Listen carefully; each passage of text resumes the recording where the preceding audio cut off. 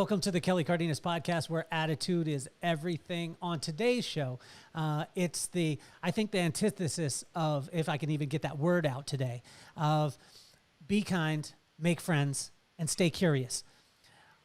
A little over 2 years ago, or almost 2 years ago, I was riding my bike, and most of the time I just ride my bike by myself. I came up on somebody, and a lot of times I don't talk to people on my bike rides because I'm just in my own head. And I turned and I said hello, and this guy changed my life. He became Right Lane Rob to me, and he's going to tell you that story a little bit later. But he told me about a concept that he had in his head that was about being in the right-hand lane.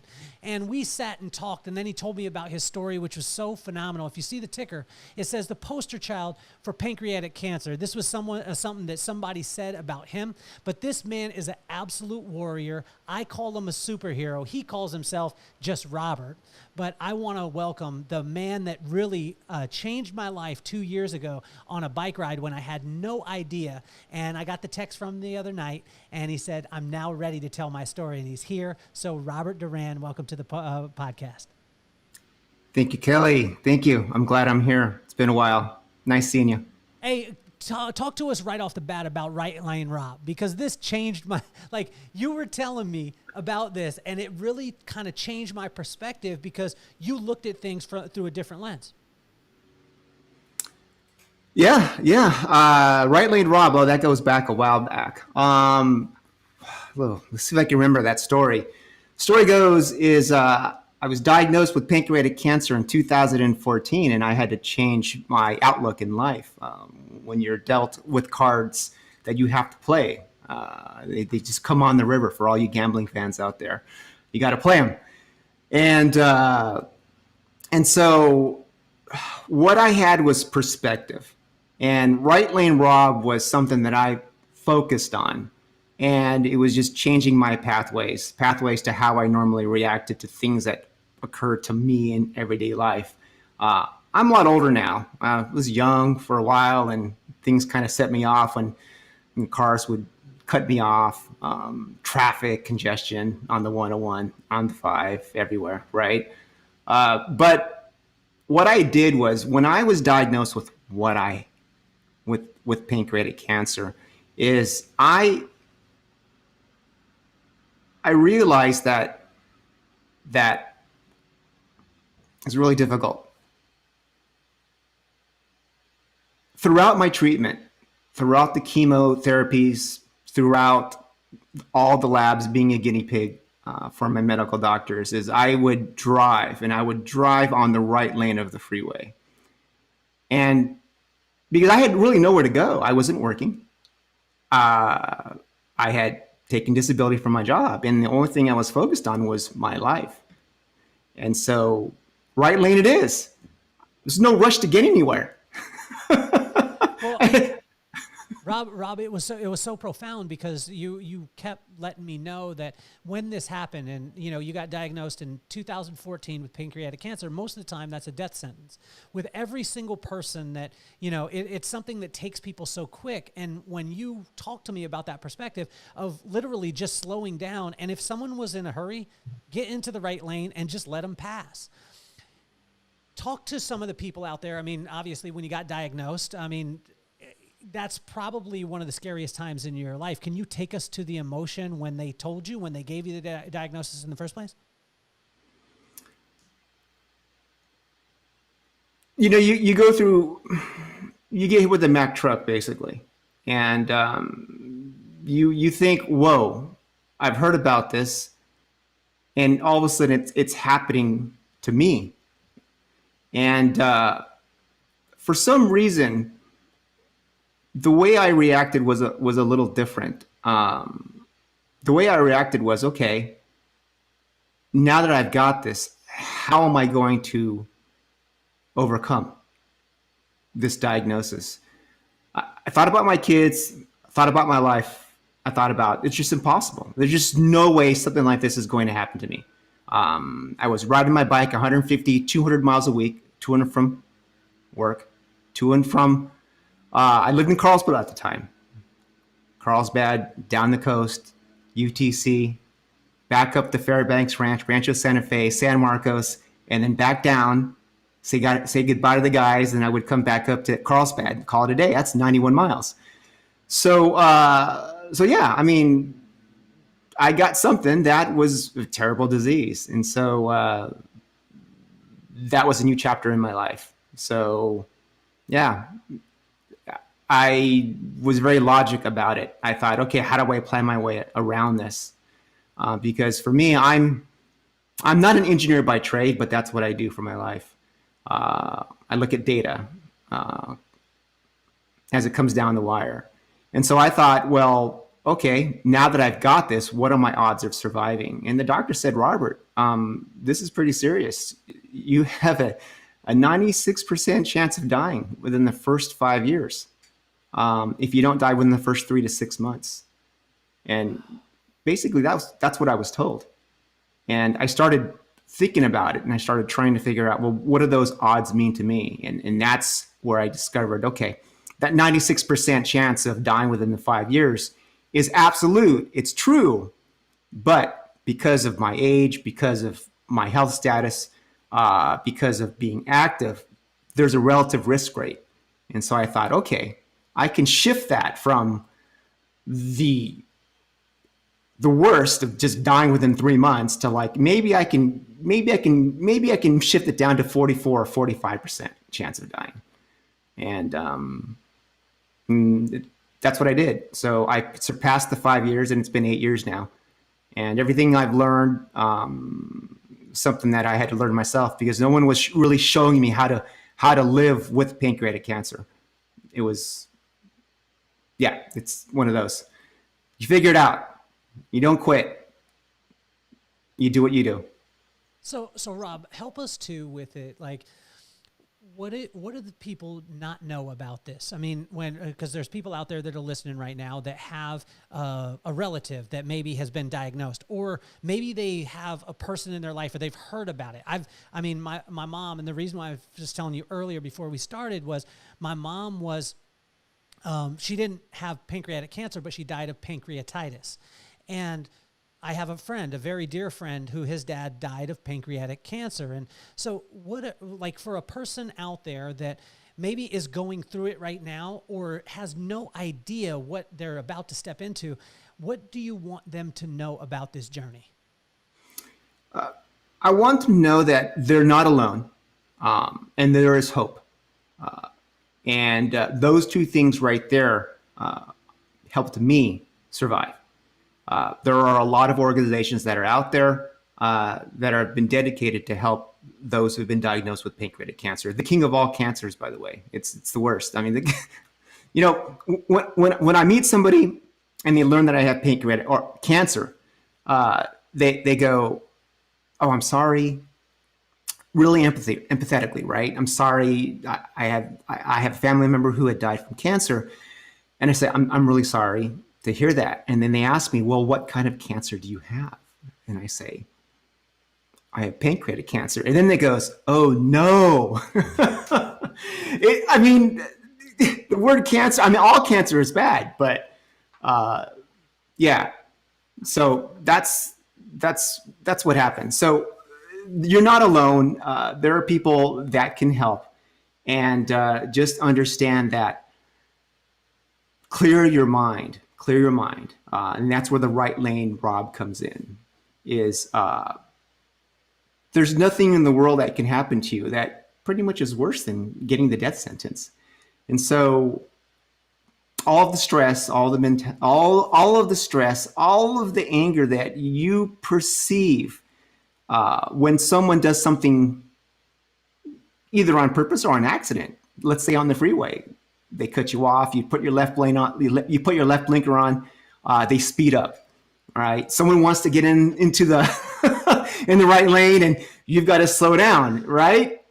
And there's rush hour traffic. And then if it's really bad, people try and go around you. They drive on curbs. But you can control how you feel. And so if you can control the mental part and not generate the inflammation or just the mental stress, you're halfway home. And then you can concentrate on what the medical doctors and what they can do to help you. And so slow down. So Rob, Rob, help me with this too, is like when we were on the bike ride, this was the thing. Like I said hello to you and you were just, I mean, this overwhelming joy. You were this light. And for those of you watching, you could see it in his face. Like he's smiling, even though his teeth aren't showing right now. He has this light around him. And I said hello, and it was just like, I mean, I just got the rush of joy. How are you able to keep that attitude? You know, and what things did you release when you're talking about releasing, whether it be the stress or the tension?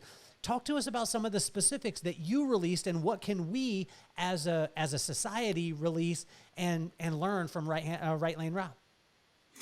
So I go out, even throughout my chemotherapy, I was known as the cyclist, the nurses, the doctors, because I would ride my bike to therapy. I'd ride it to get my chemo. I'd ride it back. I'd ride it to get my x-rays. And I could do that all through chemo. My doctor said I have an AB response. And so when you get hit with chemo, what happens is that it affects your red blood cells. Chemo basically is like a weed killer. It kills the good cells. It also kills the bad cells. And the hope is that you'll be able to survive after all the dead cells, cancer cells, are gone. And so what happens is that once you take your chemo, after the third, fourth, fifth, sixth day, you hit the nadir and you're tired, you're lethargic, you're fatigued, you might have headaches, neuropathy. I mean, you have that. But what I do is I exercise, I ride my bike. And that's what I was doing when I ran into you that one day, almost 2 years ago, right? And so what I do is when I exercise, I get the runner's high and it comes up this way. And then it only lasts so much and you got to do it again. That's why people run all the time. And so you get this thing going where you come down this way and then you go this, it's kind of weird. You come up.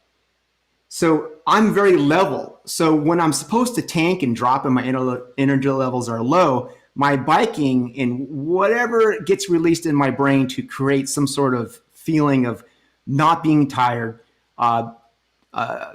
Superman, so to speak, I stay level. And so that allows me to continue every day through all the chemo and through all of the challenges that I face in everyday life. Not only is it chemo, it's just anything else. So that's the key to how I've been dealing with it. So you talked about, you mentioned a little bit earlier about children. You have children, am I correct, Rob? I do. How many? I have two. I have a son who is going to be 14 in April, mm-hmm. and I have a daughter who's going to be 10 years old coming up in June. When all of this stuff happened, so if they're 10 and 14, so your daughter was 2 when you got diagnosed. Yes. Yeah. So she's correct. 2 years old. Your son is 5 years old at the time.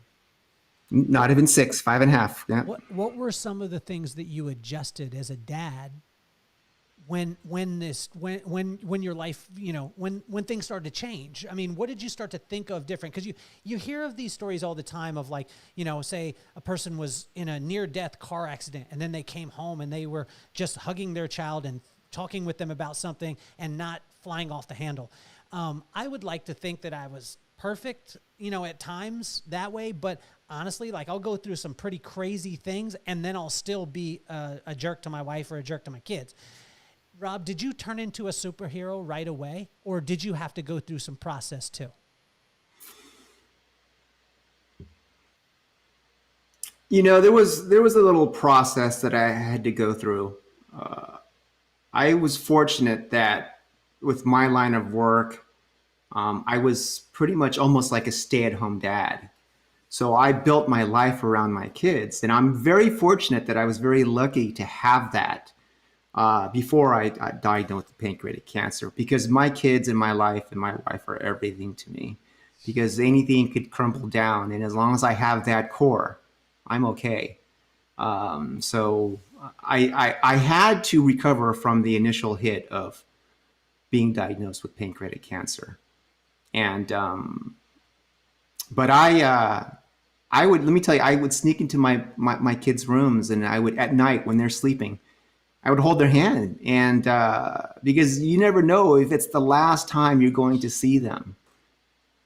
And I mean, it's true. It is true. I mean, I know we live life on the margin. We walk out that door. I hop on my mountain bike. I hop on my road bike, and it could be the last time. But in my case, I mean, I'm just a little bit more close, because I almost died 4 times previous from dehydration and from the effects of pancreatic cancer. So I just said, you know what, I'm here. There are things that I can't control, but you know what? What I can control is being here right now in the moment, holding my daughter and my kid's hand. And I didn't ask to live. I didn't ask to survive. I just asked to live for the moment. And I asked, if this is what my course was going to be, then so let it be. There's going to be a sign, there's going to be a reason, and I accept my fate. And so just releasing everything material, everything that's superficial, got me grounded in those moments in time. And that helped me reach my happy place, and knowing that I was dedicated to just living and being with my family and kids. Well, I would like to think, and I think everybody out there that is, again, watching or listening to you and hearing the gravity of your voice, everyone is like, you understand why I call this guy a superhero. But Rob, there's the human side. When you said releasing the superficial or the material, when I see you or when people are listening to you, they're like, no, I mean, Rob has been like this for his whole life. What was the material stuff that you were like, hey, that's silly. I was thinking about this and it doesn't really matter anymore? Because, I mean, is there that human side, or has Rob just been walking this path of being awesome and better than all of us that are listening? You know, that's a good question, Kelly. That's a good question. I attribute who I am as a man not because of pancreatic cancer, but because of my upbringing, my parents. And I've said this many times, and people look at me and they go, "You're crazy, Robert." I say, adversity is diversity. And the adversity that I've faced in my life has given me the diversity to not only face pancreatic cancer, but to be the person who I am today. And I'm human, so humans make mistakes. And so I realize that, but I still go out and I try and do what I do every day. I live in the moment, and it's good and it's also bad, because you know, that's what you do. You do today, right, what you need to do, because you don't know what tomorrow will bring or take away. And that's my life. And I would expect that people who are dealing with what I'm dealing with would do the same. I would think, because that's your only choice. So you take all your other choices away, because I've been a procrastinator all my life. I'm the super procrastinator, sometimes the ultimate slacker. But when you have no choice, you can't quit. And that's all related to my biking, and all related to what my dad has told me and my mom has told me growing up as a kid, with all the adversity that I faced. So it's all coming together now. I mean, why does it have to be pancreatic cancer? Can't it be something else, like a broken leg? Or, I mean, why pancreatic cancer? So how long? It's another test. And well, how long did that part? Because when you were saying, you know, why pancreatic cancer, that's what I think a lot of people go to. But you continue to stay in the joy. Let's go back. What are some of the lessons that your parents taught you that got you prepared? When people say this, and I've heard this before, and I just talked about it this morning, which was that wars are won in peacetime preparation. You don't wait to get into the battle to get prepared. You prepare, and then the battle comes, and then you're ready. It seems like you were ready for this. What was the things that your parents put in line, and what were some of the specifics that they helped you with to get you prepared for what you're dealing with right now? So my dad was a 20 years retired United States Navy. He left the Philippines when he was a teenager. As soon as he was old enough to join the Navy, his country was invaded by another country. They burned his village. They killed his brother. He fled to the mountains. And he said this was not the life for him. So he came to America to make a better life for himself and for his kids. And he told us, he said, he said, you are ultimately responsible for what you do. No one else. So you have to make it happen. So my dad was pretty hard. He was pretty hardcore, but he meant well. And I love my dad right now. He's my best friend, and I wouldn't be here without him and my mom. So a lot of it was just perseverance. Don't quit and own up, ownership. Take the ball, run with it. You'll make mistakes, and that's okay. But learn from it and move on. So Rob, help us with too, because when we go from generation to generation, right? So your dad, has his village burned. There's war involved. There's all these things. Then you as a kid come in as the generation. He's pretty hard on you because he's thinking like, yeah, you're mad because you broke your toy, but they didn't burn your village, bro. So just get your butt up and go take care of it. Let's take it to your kids though, because now your kids are like, you have a 13-year-old, right? 13 is a 13. You have a 13-year-old. Yep. You have a 13-year-old. You have a 10-year-old. That 13-year-old is thinking it's the end of the world because their friend was mad at them or said something. And here you are dealing with a situation that you've overcome a death sentence for. I mean, it was 3 to 6 months when they told you right off the bat, and you've lived over 8 years. You're in it. How do you stay empathetic with your children when they're telling you, oh, I broke my toy, and you're thinking like, I don't know if I'm going to wake up tomorrow? How do you stay empathetic in that and not go hard on them and find out where they're at? And it's an art form that you have. And I mean, I've been wanting to ask this question of you for 2 years because you literally poured life into me when you were wondering if it was going to be there for you tomorrow. Yeah, that's another good question. It's the art of finding the right balance. And I'm lucky that I have a loving wife that helps me out. And I honor what she calls me out on. And I realize that in some aspects, I have to be empathetic and I have to be the loving dad and realize that there are true emotional feelings. And so the balance is damn, Kelly. Rob, that's such a good question. Let me ask you this, Rob. When's the last time that right lane Rob went into the left lane? And tell us about a specific when you lost it. And I'll tell you, and I told the audience the other day, I didn't have that great of a day. I was a little tired. I came home. My son asked me to play some PlayStation. I started playing 2K NBA. And he was whooping my butt almost by 50 points.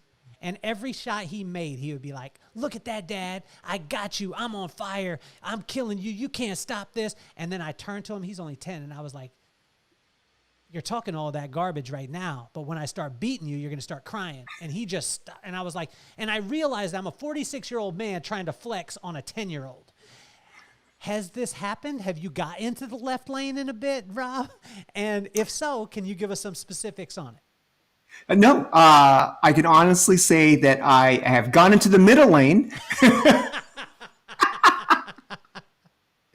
us about the middle lane, Rob. Yeah, there's the middle lane there, but no.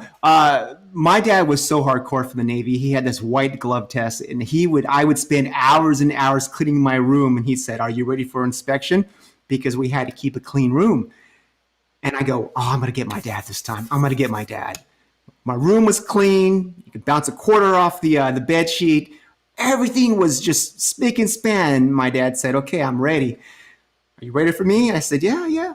He comes in. He looks around. Out of his back pocket, he takes a white glove. All right, and he took the white glove and he put it on top of the door sill for the dust. And he said, "You see this?" So yeah, my dad was demanded perfection, but my dad was yeah, back in the day was different, right? My dad would take the belt out and he would say, "All right, I mean, all right, you didn't clean your room, right? You didn't come home in time. You left all that stuff out in front, and this is what you got." But I can say right now, I've never gone to the left lane with my son. Never raised a hand. Never did any of that stuff that my dad did to me. And so what I'm trying to do is I'm trying to take the parts that I thought were a little bit too harsh and kind of tone it down a little bit. And maybe I raise my voice, but that doesn't work anymore. And my wife said, "Robert, here's another perspective." And so, yeah, I think my son and my son right now, my daughter, it's like, you know what? It's like, I don't go there. I'm always on the right lane, and I think I get to them a lot better. They don't have that defense mechanism. They don't shut me out like I used to do with my dad. So I'm trying to get the best middle road right there, and I'm staying in that right lane. So, so Kelly, yes, that's what I've been. That's how it's worked out in my household. Well, So my son's very lucky. He's lucky. well, I want to congratulate you, man. I mean, all the rest of us are failing as parents, and right lane Rob. That's why I'm saying we all need to be your friend. Rob, what do you wish people knew more about? Like when we talk about pancreatic cancer too, I want them to understand the severity of it. When you were diagnosed, what stage were you diagnosed? I was stage 2, stage 3, locally advanced pancreatic cancer. It had progressed past the pancreas organ itself and sucked up some of my intestines, which would not allow me to eat, which is why and how I ended up in the ER one day after a 35-mile bike ride. That's what did me in. So The exercise exercise will be is bad for you. That's what you're trying to say, Rob? I'm just joking with you, man. What I loved doing that keeps me alive right now was also the one that actually put me in the hospital. Wow. So because I couldn't recover. Rob, what do you wish that people knew, and what are some of the, what are the top 3 things that when you tell someone or someone finds out that you have cancer, what is the top 3 most ignorant things that people say to you when that happens? What are the things that when they say them? Because I think a lot of times people just don't know what to say. They don't know how to connect or whatever it is. What's the silliest things? When I say ignorant, I want to ease back on that. What's the silliest thing that people say? Let's give them the top 3. Let's do them in order that way. Top 3 silliest things that people say to you when they find out that you have cancer.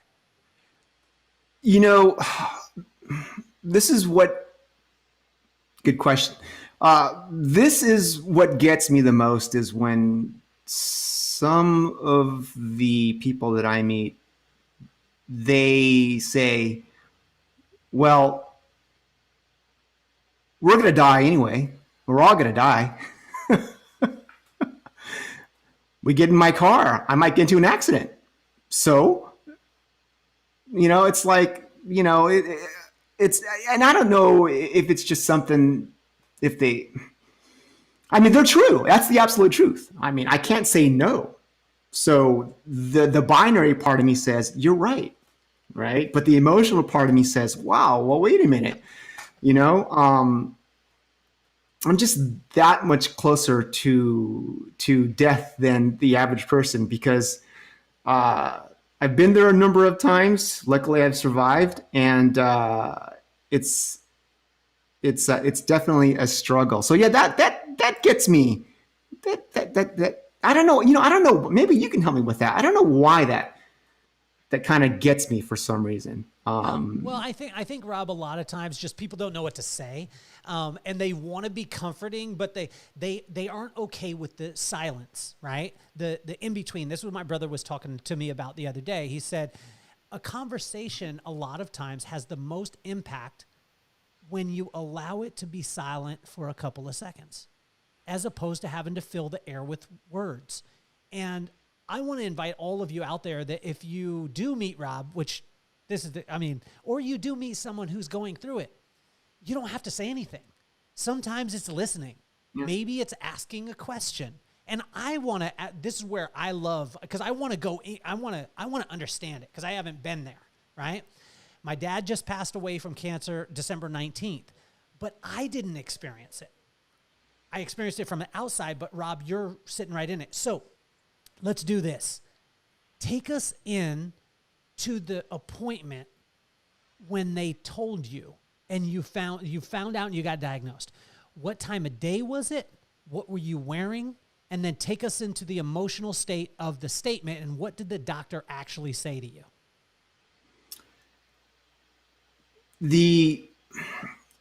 So this goes back to April of 2014, and Super Bowl 2014 for the 2013 season, I was already feeling signs of nausea. I would say I couldn't keep any food down. And I thought it was, I just had a little too much spicy chicken wings, something. Now, were you throwing up, or were you going to the bathroom?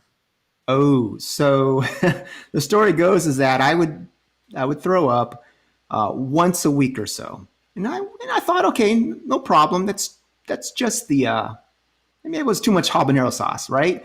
I go, let me lay off the habanero sauce. And then it would go away, right? This is common with pancreatic cancer, is that sometimes the symptoms come and they come and go, and they can last for years, okay? But it grows inside you, and that's why it's so hard to detect. So that would happen once a week, and then it would go two times a week, and then it was like every day.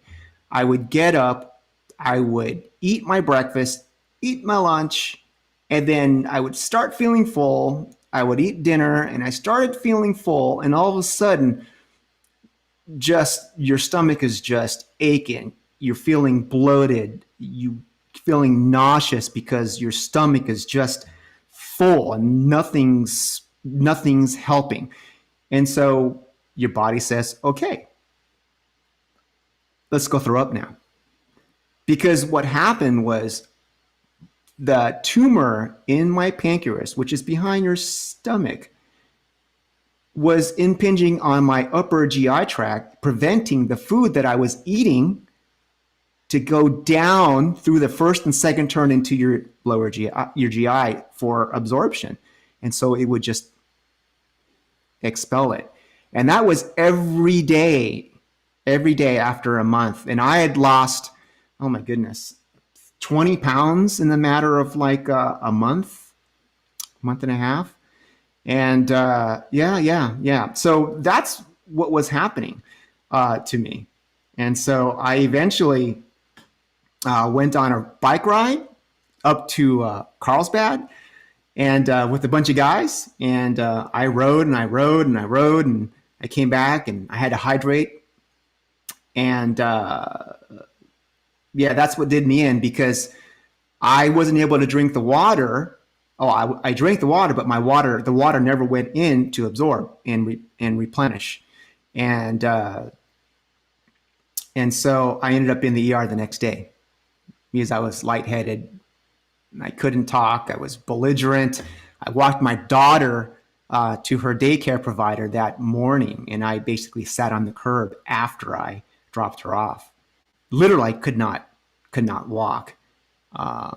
So I ended up in the ER, and that's the start of everything. So Rob, but when you go into the ER, you have no idea that this is happening with your body. You're thinking, too much habanero, then you're thinking, wow, I'm not hydrated. Maybe I'm dehydrated. I'm riding 1,000,000 miles a week anyway because I'm like superhero Rob. I mean, take us into that part where, I mean, do they come into the room in the ER and then they say, hey, we're going to run some other tests? What happens from that point? Yeah, this is great because I'm finally in the ER. Because even 2 months, a month and a half prior to that, my general practitioner was just throwing antibiotics at me, things that they would do under protocol. And this is where being a patient advocate is very important.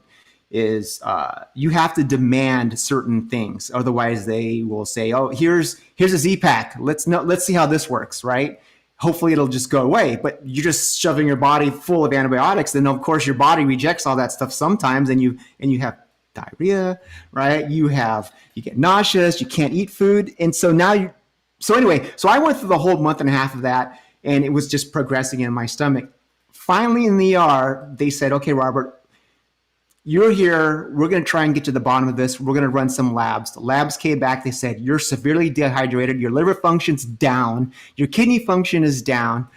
It's like we need to shoot you up with potassium, magnesium, everything, because if we don't do it, your kidneys are failing." And a lot of people don't even recover from double kidney. I had double kidney failure. They were both like failed. And so I ended up getting an X-ray, and then this is when the first time concrete evidence came back from the ER doctor, and he was great. He came back to me, he said, "Robert," I was in the nightgown. I was just sitting there, just spent. I looked like I was emaciated, like actually a Tour de France rider. Do you have the paper gown on? Do you have the paper gown? Are you wearing the paper gown? No, they were nice to me. I got the nice cloth gown. It was. Where were you at, man? I've never got a cloth gown. They must have known that you were the man. Did you have the kind that buttoned in the front or in the back? In the back. You were in the back. Were you just in your drawers then? Were you in your drawers in the? Just drawers, yeah, just drawers. Okay, all right. They say take everything off, put this on. Okay. And then you pick it up like this, and you've got 2 strings, and you're like, how do you put this on? Because you got to put your arms in, your left one in, your right one in. You got to do this, and there's one for your butt. Yeah, but Rob, you just said you had the nice one, man. I had the paper one, the nasty. All the rest of us have that. We want to figure out how you got that one. So you're in this Four Seasons gown, and in your drawers, and the doctor comes in. Now, what does he say to you? Does he go right for it and tell you that, hey, this might be cancer? No, what he said was, he goes, "Robert," he said, and he put this to me in bicycle terms. He goes, "Your intestines are kinked like a kinked inner tube." And I'm like, I know what that means. He goes, "Now we need to find out why it's kinked. It shouldn't be like that. But that's why you're not able to eat. And that's why you've been throwing up." Okay. And all the stuff that your GP, my general practitioner, was giving me wasn't going to help that. Wow. So I had 1.5 months of going back and forth. And what they were doing did not even help. It actually exacerbated the problem. Wow. Yeah. So yeah, lesson learned there is, yeah. So what can a patient do then, Rob? What can a patient do when you go to your general practitioner, and there's a lot out there that are doing great things.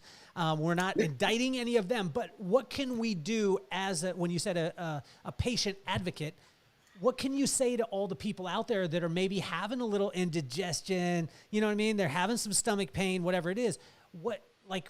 Now that you know what you do and gone through what you've gone through, what would you tell a person going in to see their doctor? Sure. Doctors are great. Don't get me wrong. They're doing what protocol tells them to do. Okay. And protocol is there for a reason. We've got millions of people in the United States, and it's the only way they can get millions of people through the system. Okay. Yeah. So that being said, a lot of it is awareness, and a lot of the work that I do with my nonprofit is just to educate those to understand what are the signs of pancreatic cancer. And a lot of it is stomach pain, indigestion, okay, a lot of it is also yellowing of the eyes, which is jaundice. And that comes a little later, so to speak, but onset diabetes. Okay. Onset diabetes is now an indicator of potentially pancreatic cancer. And that's onset diabetes, I believe, after you turn, I think, 40 years old. So if you have that, you should maybe just keep an eye on things. And so losing weight, right? Okay. Weight loss is something that you need to look out for as well. And those are the things you need to do. And in some cases, you might have to go and get an endoscopy. You might have to go and get a CT scan. And those are the things that you should not be afraid to ask your doctor to do, because sometimes that will happen, but it will happen maybe later on down the road. And because pancreatic cancer is so fast, once it starts multiplying, you've already lost maybe potentially 2 months. And at that rate, it could have doubled in size. Wow. Yeah. So those are the things you have to watch out for. So take us to your doctor says the kink in the chain, or the kink in the tube, you understand it. Yep. How long after that do they let you know, hey, this is the diagnosis? There were a few more. There was a few X-rays they took. There was a CT scan, and these are basically back to back as far as days are concerned. Yeah. So I was in there for about 3 days, and they said, okay, the CT scan didn't show anything, but let's do another procedure on you tomorrow, which will be an endoscopy, where they stick a scope down your throat and they stick it down in your stomach and they look to see what's going on. And so my doctor was able to stick the scope down my throat into my stomach and then look around and make the first turns and stick the scope as far as he can get in there. But because the tumor was pressing into my intestines, he couldn't get the scope through that one spot. So he was like, now we know there's external pressure collapsing this. Okay. So tomorrow we're going to do another CT scan, but we're going to give you contrast. So there's a dye they put in you with IV. And then they looked at that and they said, that's what we found. We found a golf ball size mass in my pancreas that was impinging on my stomach area or my intestine, which prevented the food from going down completely. And so therefore my body was expelling it. So that was how the diagnosis went. But of course you have, they hit you up with a little bit of Versed, maybe a little fentanyl. And they tell you this, and then you don't remember what they're telling you. And they ask you if you can understand, and I'm saying, yes, I do. I'm a smart guy. I look at real-time data all the time. I can understand this. Dr. Lee's 4 hours later, the nurse comes back in and says, do you remember talking to the doctor? I said, hell no. Wow. So he had to come back again. Was your wife with you? No, she wasn't. She was not. It was just me and the doctor. Wow. Yeah, so he had to come back a second time and give me the news. So talk to us too, Rob, about the gravity of this stuff, because a lot of time, I mean, when we understand the medical diagnosis, a lot of people don't realize the impact that it has on family and what it has on relationship. And, how did this, if any, what impact did it have on your marriage? I remember the day when I actually had to get a biopsy. This was after I was diagnosed, and the doctor said, look, we're going to biopsy this, and then I'll get back to you tomorrow or the next day, tell you what we found, and we'll let you know if it's cancerous or not, which I pretty much thought it was. He called me on a Sunday, and he told me it was cancerous, adenoma, carcinoma of the pancreas, locally advanced, stage 2, stage 3. he said, you need to have surgery. And, but you may not be, you seem like a good candidate for surgery, because what we want to do is we want to give you chemo to shrink it, because the smaller it is, the less invasive of a surgery that it's going to be, less things we need to cut, less things we need to do to remove it. But let's set you up for chemo. And then I asked him, I go, okay, if I have chemo for 6 months, then what happens? He goes, after 6 months, we revisit, and then potentially we remove the tumor. And only roughly 15% of people who end up getting pancreatic cancer are candidates for surgery. And the only way to survive pancreatic cancer really is to pull it out, is to resect it. That's pretty much the only way to survive. Otherwise, they're giving you chemo, which we know what that does, right? Quality of life goes down.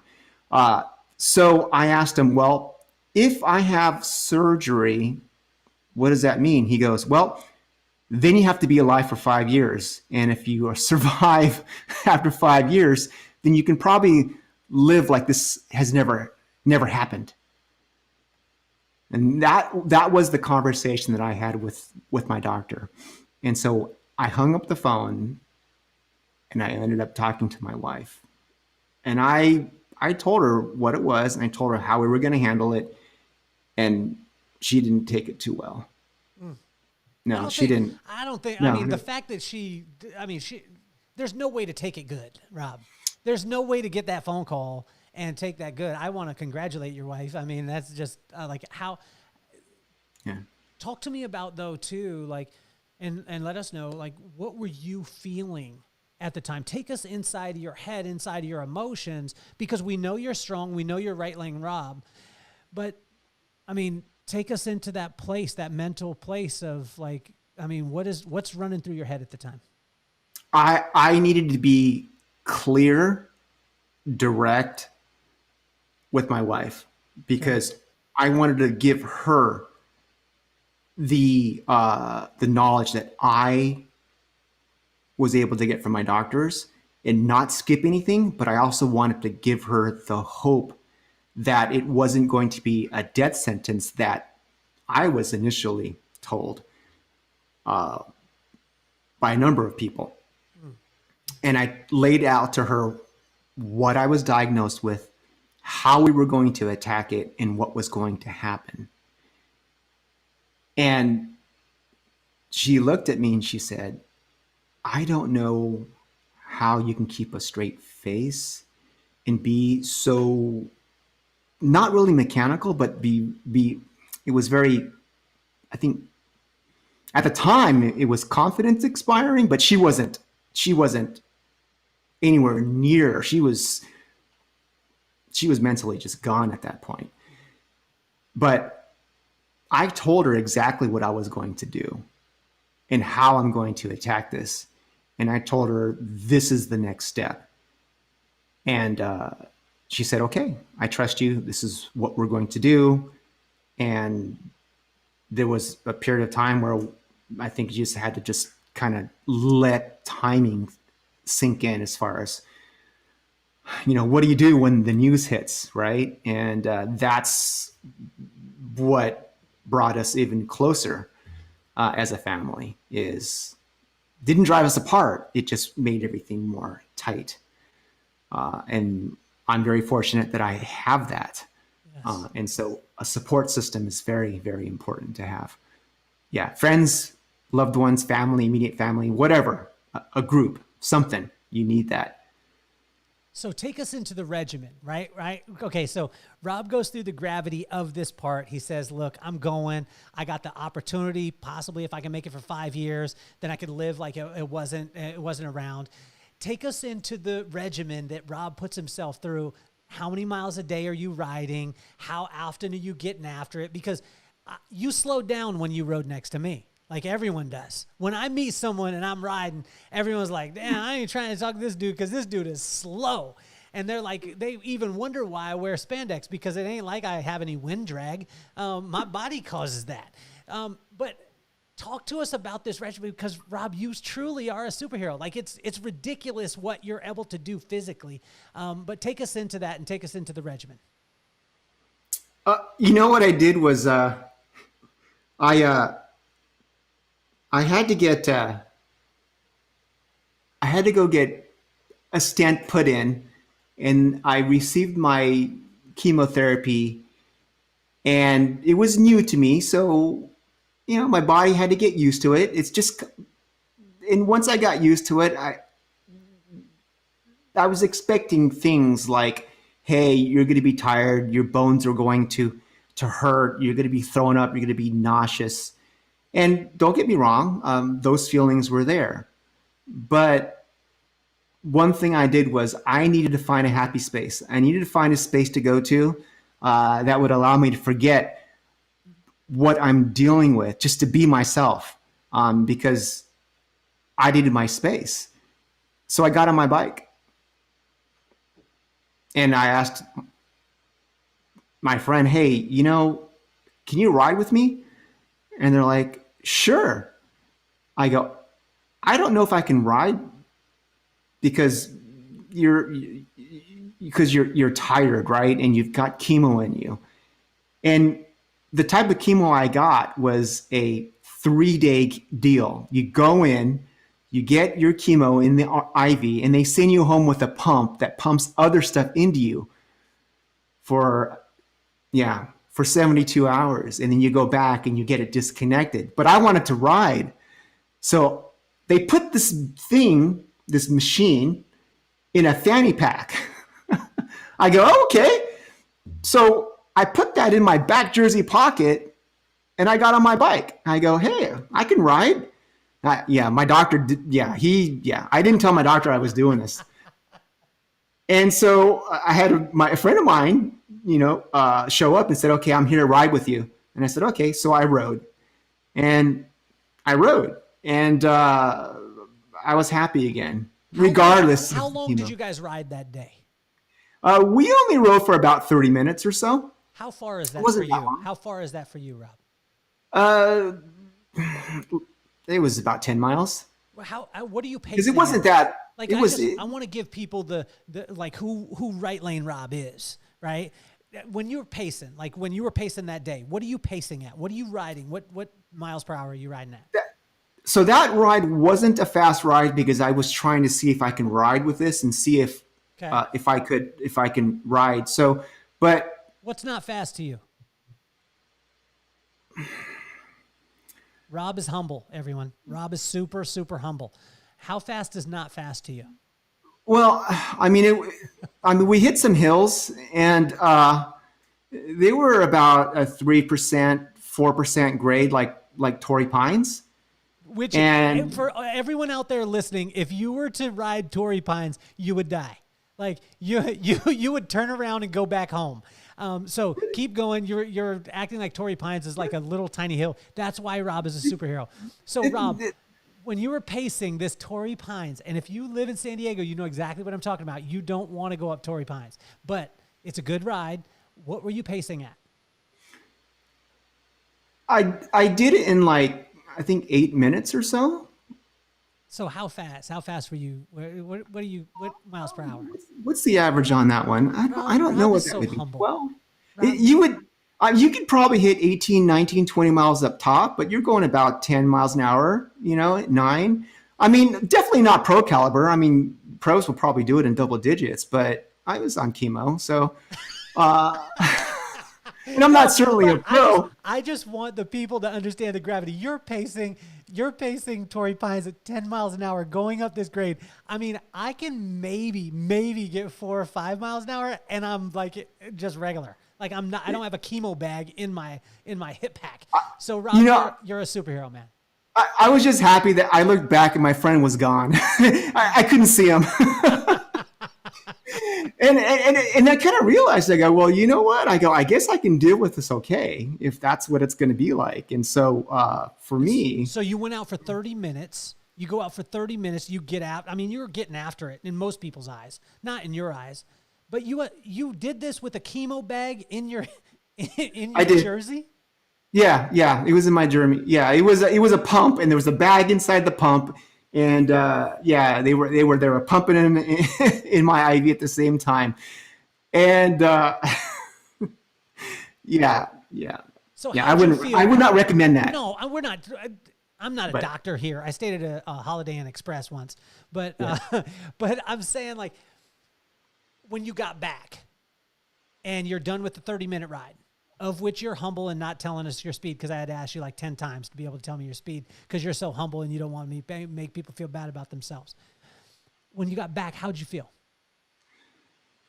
I felt good. I felt alive. I felt alive. I think I got the endorphin kick. I got, the endorphins, the dopamine, all that stuff that kind of comes in when you get that runner's high. And that's how I learned that, just getting out, doing aerobic exercise or whatever you do. I did kettlebells for a while. I did even, you're jogging my memory. So the day of chemo, I go to UCSD. They stick a needle in my port right here, and they do labs, and they take your blood to make sure that you're still healthy enough to get chemo the next week. Because when you get chemo, your red blood cells and all that stuff kind of goes downhill. And the idea is they don't want to give you enough to where they kill you. They want to keep you alive. Just minimal, right? But they're also killing the bad deal. So it's cruel. It's archaic, but it's the only thing we have right now. So I would get the labs. I would go work out with this needle and this port right here, and I would do the kettlebells. I would do my pull-ups. I would ride, and they would call me and they said, "Yes, you made your labs. Your blood looks good. Come in and get your chemo." And I would get my chemo. I would ride, and then I would ride back home. And so that's what my regimen was, pretty much. How many when miles, I got my chemo? Rob, how many miles are you riding to chemo and then home? It depends on where it was at. Sometimes it would be 30 miles one way, and sometimes it would be 12 round trip. Okay, on your way home after getting chemo, I'm not laughing because you're getting chemo. I'm laughing because, Rob, you're a straight superhero, and that's why you're the poster child for pancreatic cancer. When you get your chemo, you're done. Do you get your chemo and you're in spandex the whole time? You are. You're in. Yes. You are. Not all of it. There are pictures of me in the captain's chair with the chemo in spandex. With the spandex. Okay. Ladies out there. Yes. Ladies out there. I don't know why you even like us when we wear spandex, but here we go, Rob. So you're in your spandex. You're getting your chemo. You get back on your bike. What are you pacing on the way home? Sometimes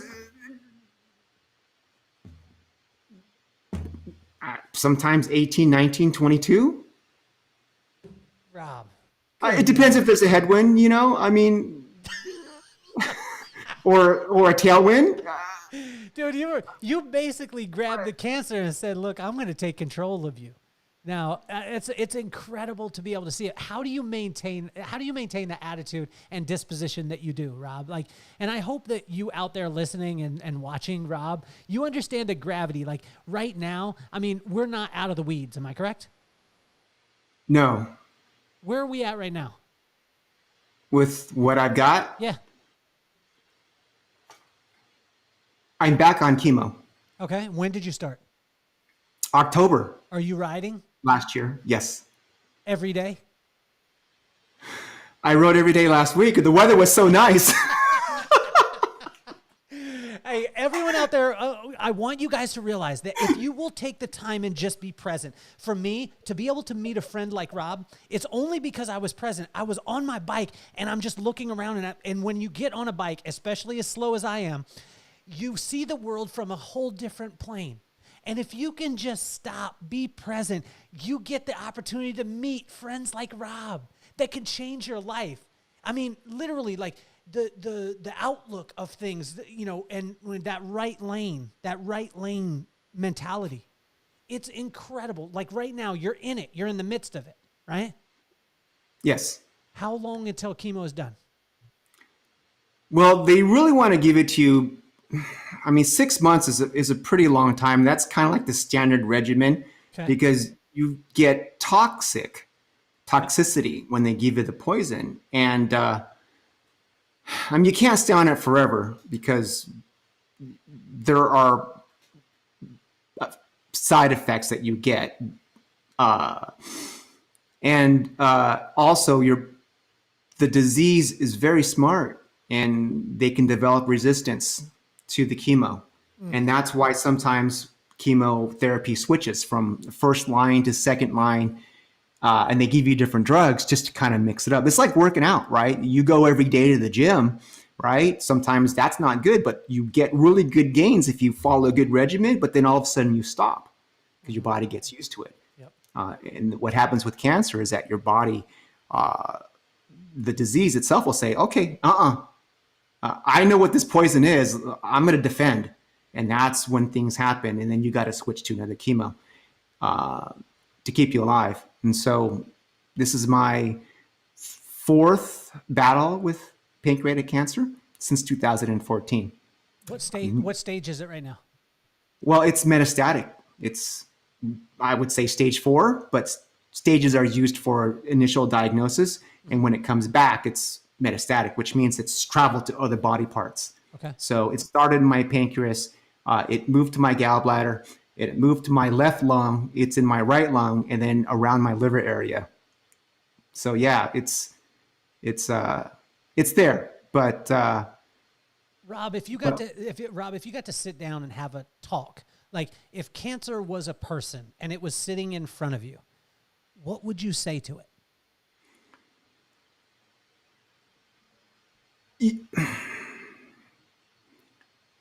I've learned to live with it. It's almost like you're sleeping with the enemy. I have a good friend, a brother from another mother that I met 2 years ago, and he's going through the same thing I'm going through. So not only do I have it with me 24/7, I see it when I talk to my good friend, who's going through this right now. And so it's one of those things where, you know what? I see it. I'm close to it. What is that? What is it? The art of war. You keep your enemies close. You got to watch the smoke, right? Well, that's what I've got. And so to me, it's just one of those things that I just have to deal with. I don't have a choice. It was the cards that just flipped up on the table, and I just have to play those cards. I can't control cancer, but I can control how I feel and how I react and what I do every day, and so it's a constant reminder, right, that I live in the now. And that's what it's given to me. It's a gift that I never asked for. It's the worst gift in the world, if a gift could be bad.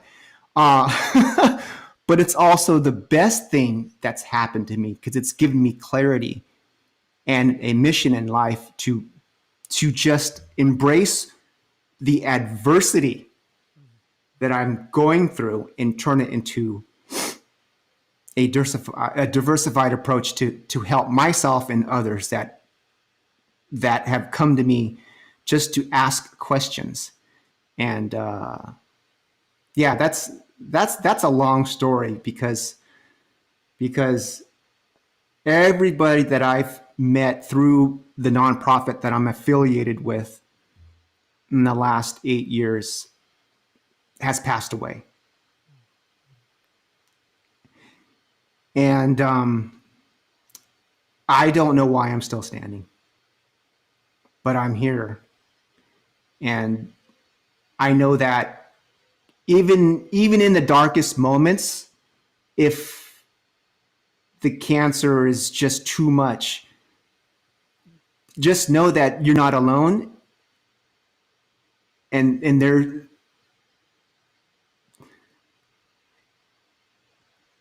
and that's something that I deal with every day.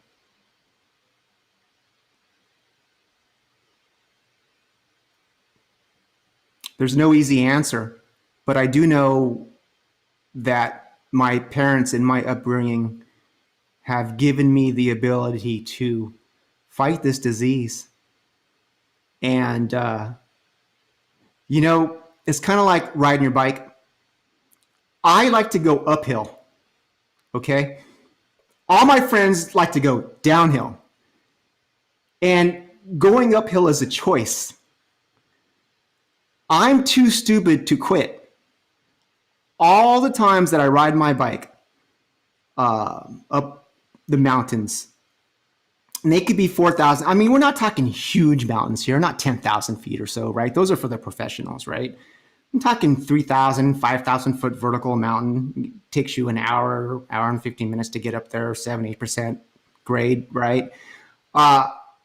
It's something that I do electively, okay? And I can quit at any given time, but I don't. But because I have this card that flipped up on the table, that mental jujitsu is now gone. I don't have a choice. And so it just makes it that much easier to do what I have to do every day. Now, that's what I say. I would hope others would do that when faced with the same adversity. So that's the answer. That's how I deal with it. So Rob, I don't know if that's yeah. well, I mean, it's phenomenal, Rob. And what would you say to a person who didn't have your parents, who didn't have your foundation, right? They're kind of struggling through their life, and not to say that you didn't have struggle before, but there was some preparation for you, and you had your dad with the white glove over the top. I mean, I've never heard that one before. That's awesome. Your pop is awesome. I love him. I'm gonna do that to my son. I'm gonna do that to my son. So you had that. What do you say, Right Lane Rob, to a person who says, well, I mean, okay, Rob, you had this, you had your parents, you had the discipline, you had the love, you had that surrounding around you. I'm alone. I got diagnosed with this. How are you going to tell me just to to walk through it or have this positive outlook? What do you say to that person? There's three things. We are in San Diego. We've got incredible research facilities. We've got great medical institutions here, and the care I've received has been great. Okay, I'm lucky. You also have nonprofits that can help you with your questions and provide support. Okay, and the other side of that is, this goes back to Right Lane Rob. Okay, it's the mental aspect. I tell my friend Tim, by the way, shout out to Tim, a little prayer for you, because he's not doing too well. And he's stage 4 metastatic pancreatic cancer. And I told him when I first met him that it's the mental game. The physical game is going to come. There's nothing you can do, because you've got something inside you that it's just going to do what it's going to do. So put that aside. I'm not saying it's going to be easy, but put that aside. But the mental side of it is probably one of the toughest parts. And Right Lane Rob was a way for me to, again, get really close to what my brain was telling me, like this.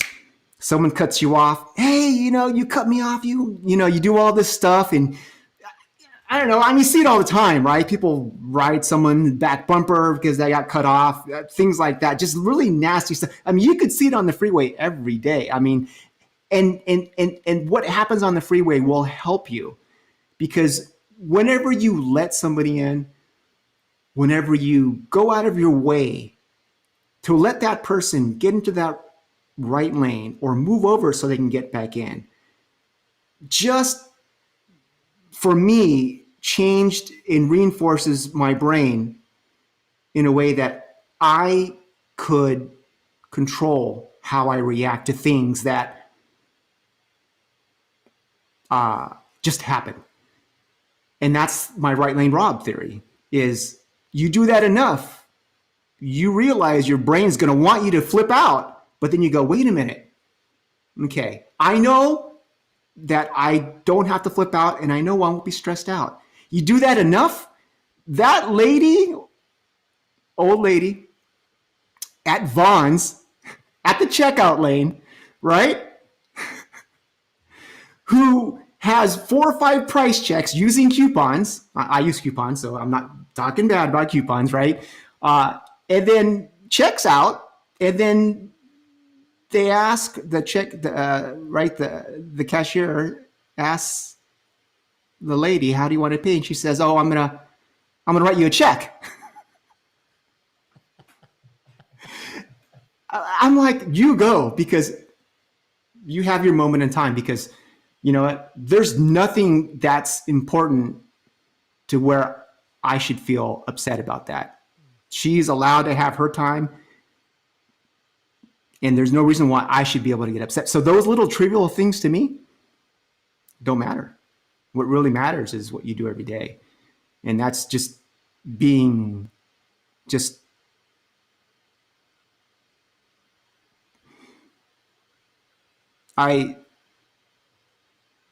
help your fellow human being, right? Understand and listen.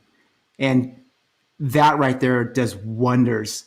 Even in my struggles to live every day, right? It helps me out knowing that I make a difference. Well, Rob, you make a huge difference in all of our lives. And I want to thank you, man.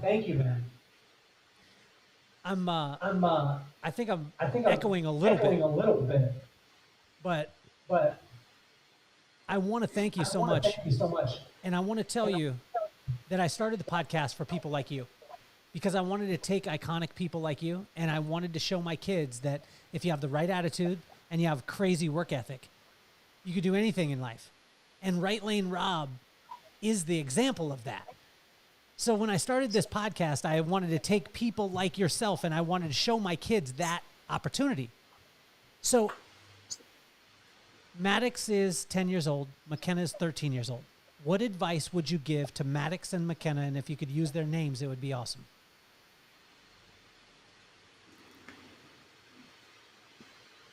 But yeah, such great questions, Kelly.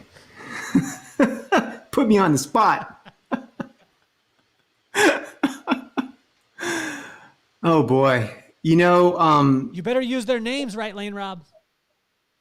Kelly and Maddox. No, McKenna right? and Maddox. McKenna and Maddox. Sorry about that. McKenna and Maddox. McKenna and Maddox. What I would say is, same thing I say to my kids right now, is ownership is one, but also be humble. Respect your fellow humans, your friends, and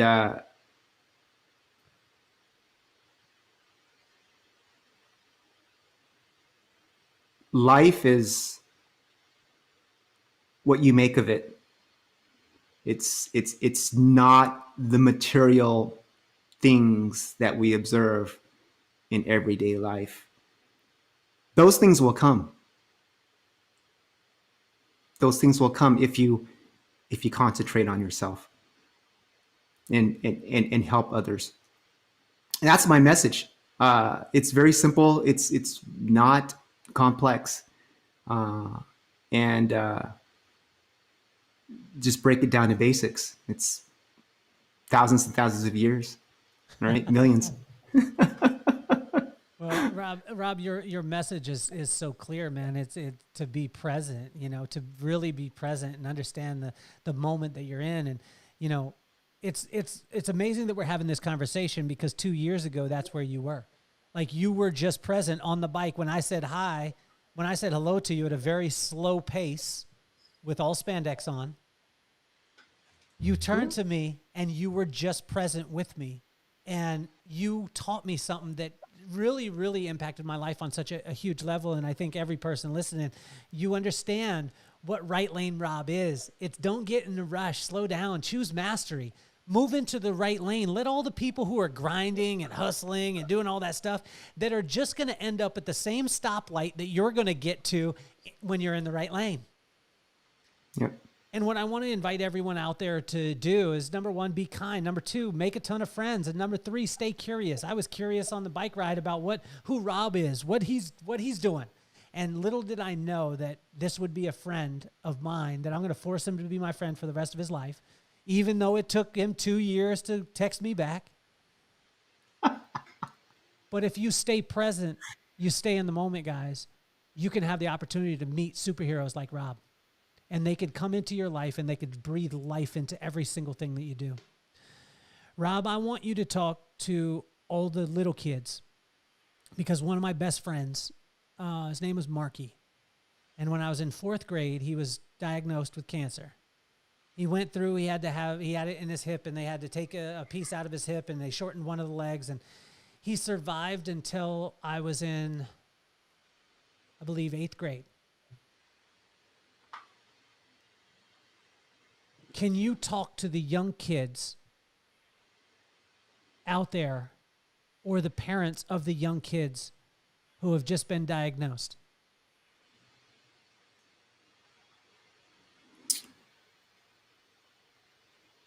There is hope. You're not alone. And there are people that will listen. And there are also people that will help. And I would urge you to seek those resources out. But a lot of it is also the mental game. So I say never quit fighting. There's no option. And I'm going to say that there was this quote from a famous musician. I'm going to probably butcher it, and I forgive you. Forgive me. I even have it written down. I have it written down here. There it is in my cheat notes. All right.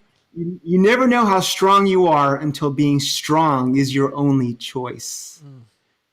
Okay?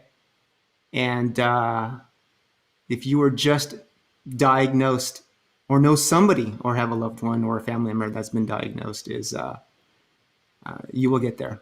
You got to believe. I want to thank you, Rob, for being on the show, man. I want to tell every family out there, any little kid who's listening, number one, thank you for listening. But more, it's about you, the impact that you're going to have, and the opportunity that you're going to have to impact so many lives. The way that Rob does his voice, and the way he's using his voice for good, getting involved with a nonprofit, connecting with people, connecting with other survivors of cancer. This is something that, so many people, you're only 1 or 2 degrees of separation, I could guarantee you, away from this. And that we can have a positive outlook, that we can have right lane Robs in our life that will change things and help us to be present. Rob, I just want to thank you again. You have been absolutely phenomenal, and you're officially off the hot seat.